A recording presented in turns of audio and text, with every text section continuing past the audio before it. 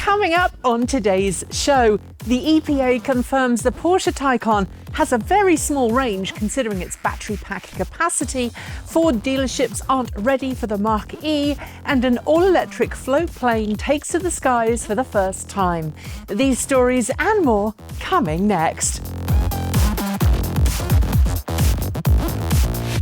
Welcome back to another roundup in the world of cleaner, greener, safer and smarter cars. Come and drown your sorrows from a crazy news cycle outside of the plug-in car world with what I hope is a little more sanity. Although some of the news this week is meh. Today's show is sponsored by the Electric Auto Association. Find out how you can accelerate the electrification of transportation today at electricauto.org. And don't forget to stick around until the end of this show when I'll tell you all how you can get 15% off your tickets to Fully Charged Live USA in Austin, Texas on February 1st and February 2nd next year. We start the news today with the news Porsche has received its official ratings from the US EPA for the Taycan. And despite having a massive 93.4 kilowatt-hour battery pack, it only manages 201 miles per charge. That's a pretty dismal range when you compare it to far more affordable, longer-range models like the Tesla Model S. But this is hardly a surprise, because Porsche has never been about making fuel-efficient cars.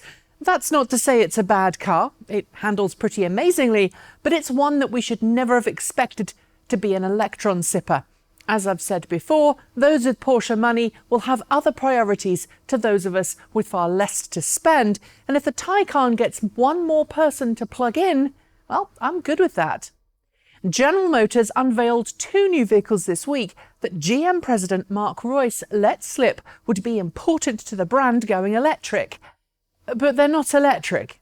No, I'm talking about the brand new 2021 Suburban and Tahoe, both of which were unveiled this week. Each is larger than their predecessor and come with massive gas-guzzling V8s or an optional diesel-powered V6.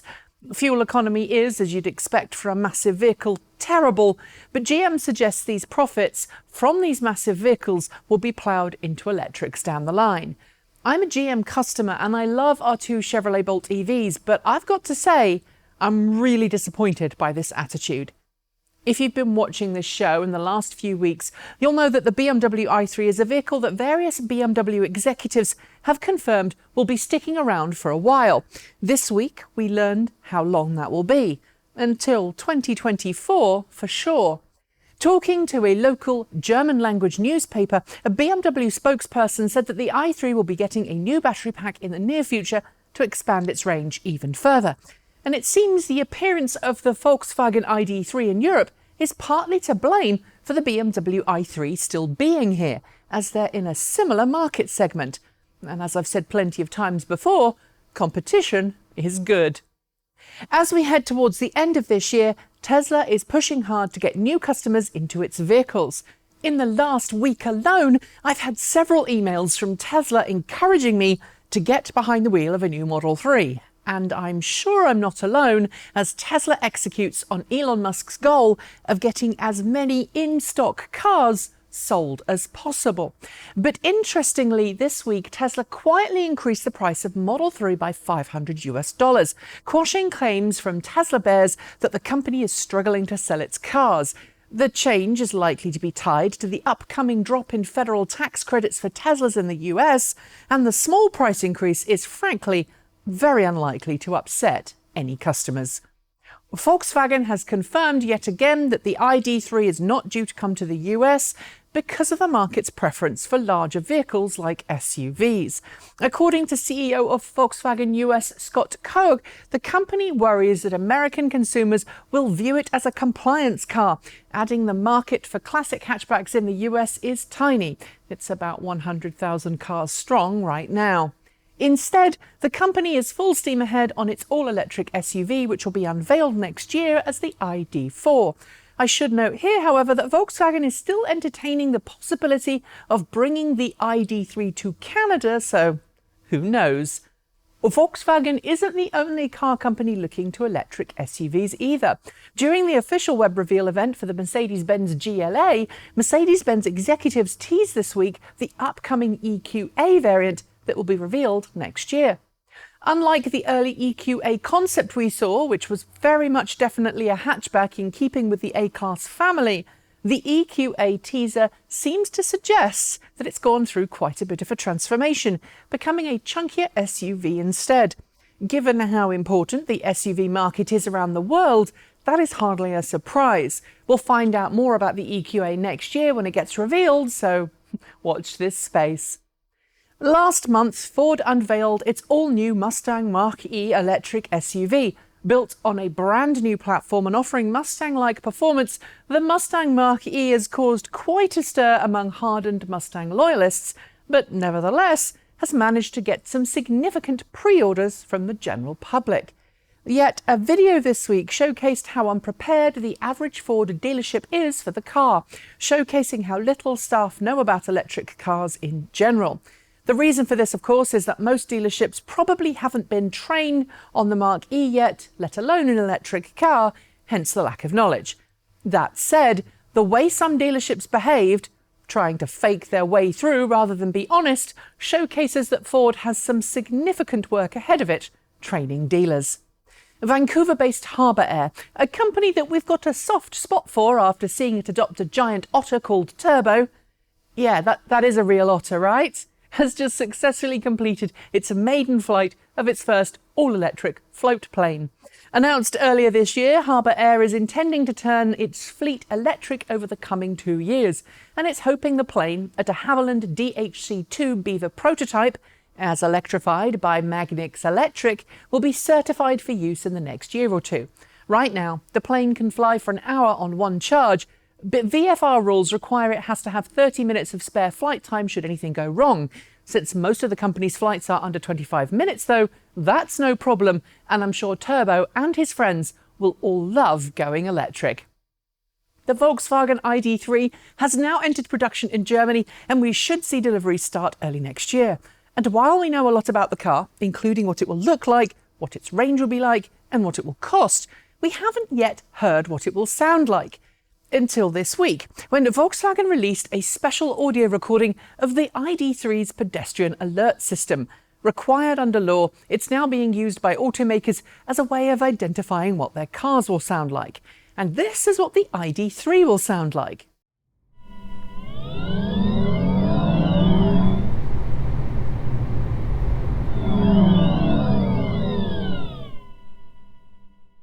It's certainly different, but I'm not sure it'll be everyone's cup of tea.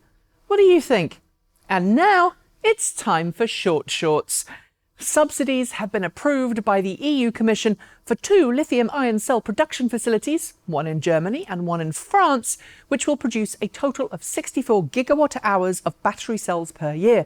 The factories will be jointly operated by PSA Opel and Saft. The next generation Toyota Aygo is likely to be offered with an all-electric option in an attempt to meet increasingly tough zero-emission requirements. Since Toyota makes the Aygo in partnership with Citroën Peugeot, it's likely that that alliance had some significant influence on Toyota for it to turn this vehicle electric. Porsche has confirmed that it has received 30,000 pre-orders to date for the Taycan electric sports sedan, with 10,000 of those already converted into confirmed and signed purchase orders. Even with an unimpressive range, demand's pretty high. Electric vehicle owners in Croatia made a point about gasoline cars parking in EV charging spots this week by parking in front of a gas station pump for about 10 minutes or so. While they did get their point across, it's something I personally don't suggest that you emulate. BMW Motorrad has partnered with Spanish mobility company Cultra Prime to add its all-electric C-Evolution scooter to the ad hoc rental service. Customers in Barcelona can now opt to ride the electric maxi scooter instead of a petrol-powered one. Ford has been busy experimenting to see if using different coloured lights can influence how hot or cold someone feels behind the wheel. It's hoped that by using a warmer colour palette in electric car lighting systems during winter, they'll be able to trick drivers into thinking they're warm, which will mean they'll use less energy in in-car heating. Swedish company Northvolt has officially launched its lithium-ion battery recycling program with the goal of using up to 50% recycled materials in all of its new electric car cells. For now, the program is a pilot one, but it's hoped a larger-scale project will follow in 2022. Motorcycle rental service Twisted Road has just announced that it's added 2 Harley-Davidson Livewires to its list of rentable motorcycles in the Los Angeles area. Twisted Road is a little like Turo for motorcycles, in so much as you rent directly from the owner. BMW has been busy showcasing its prototype electric motorcycle to members of the motorcycling press. So far, reviews of the e-Power Roadster prototype are very positive, and the bike is said to be pretty quick. Be sure to check out Motorcycle News' coverage of their ride. I've linked to it in the show notes. Mitsubishi has announced it will use lithium-ion batteries from its iNiev electric cars and a large photovoltaic power system to power the Okazai plant in Japan, where it aims to begin production of the future all-electric models it's got planned. It's essentially making new cars using old cars to help out. The Tesla Cybertruck may be away from production, but this week we learned that it's likely to be classified as a medium-duty truck in the US, primarily due to its gross vehicle weight. This puts it in the same category as the Ford F-Series Super Duty and means it won't have to meet some of the same regulations as light-duty trucks and cars do. Greta Thunberg was made Time Person of the Year this week by Time magazine, something that's triggered both Jeremy Clarkson and President Donald Trump, the latter of which told Thunberg on Twitter she needs to watch a movie and chill. So she changed her Twitter handle in response. Classic. Niro has announced it's laying off 141 people at its North American headquarters, a troubling sign for the startup whose stock has tumbled this year.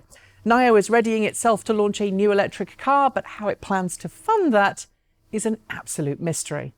Connecticut police are reminding people that their Model 3, just like other cars with advanced driver assistant features, aren't self-driving yet. This comes after a Model 3 with autopilot mode engaged crashed into the back of a stationary state trooper.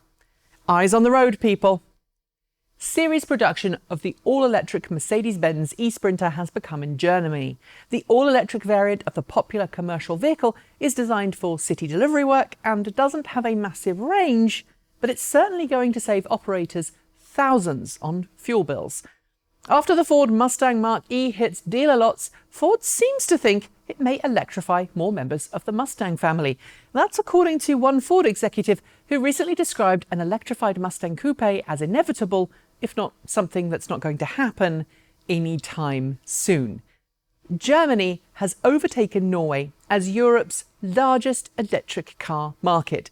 Granted, Germany has a much larger population than Norway, and by now it feels like most of Norway has probably already transitioned to electric vehicles, but this is great news for German EV fans.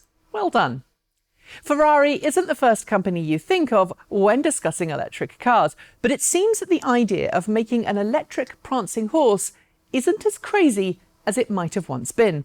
A plug-in might be on the cards, we're told, but not until after 2025 at the very earliest. Outside of large metropoles like New York City, going car-free is still considered a bit weird, but a new housing development in Tempe, Arizona promises just that, with architecture firm Optico designing a 16-acre car-free development complete with shops designed for 1,000 people. Only visitors will be allowed to have a car and park it.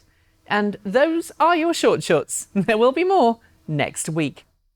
They're essential, keep us safe, but are for the most part completely overlooked unless your home is on fire, you have an accident, or you need a cat rescuing from a tree. But without fire trucks, the brave men and women of the world's fire and rescue services just would not be able to do their job. And fire trucks that they ride in today are often powered by diesel-powered engines. Not great for the environment. But now specialist manufacturer Rosenbauer is debuting an all-electric concept that could change that. Powered by a large bank of batteries, this zero-emission fire truck is being tested in California and could be found in a city near you in the future. Just think, firefighters could fight fires and emissions in one fell swoop. And finally, with the holiday season well and truly upon us, You can't really go far without seeing bright lights twinkling on driveways and in windows, but they're usually the lights of a Christmas tree or the gentle swaying of the menorah. But Nissan Europe has decided to up its game with holiday cheer, outfitting a Nissan Leaf with more lights than the Coca-Cola holiday big rig. Powered by energy captured from the car's regenerative brakes, this Christmas Leaf is a bit hard to miss, and frankly, it's a little over the top. I don't want to come out all Scrooge McDuck, but ho ho no. And on that note, it's time to say goodbye. But before I do, I want to thank our friends over at the Electric Auto Association for their continued support of this show. Advocating and educating the world about electric vehicles since 1967, the Electric Auto Association believes that the future depends on us going electric today. You can find out for yourself how to become an EV educator, discover a local monthly meetup, or just find a place to talk to other real-world EV owners about what it's like to drive on electrons by going to electricauto.org. While you're at it, please do follow the link here or in the show notes to buy your tickets for Fully Charged Live in Austin, Texas on February 1st and 2nd, 2020. It's Fully Charged Live's first US event, and there are going to be lots of cool people there from the YouTube EV world, including me and the rest of the crew. Make sure you get 15% off at checkout by using TE2019 in the discount window, and we'll see you there in just under 2 months. As usual, if you'd like to help us make more videos like this, please do like, comment and subscribe. Send us a couple of dollars our way every month through Patreon. Visit our swag store. And if you fancy it, send us a coffee with Ko-fi. Anything you can send our way is appreciated. And with our CES budget already standing at several $1,000s and a promised sponsorship not actually happening, we really could use your help. I'll be back next week with more content, but until then, thanks for joining me, and don't forget to be better, kinder, and smarter with one another. Keep evolving!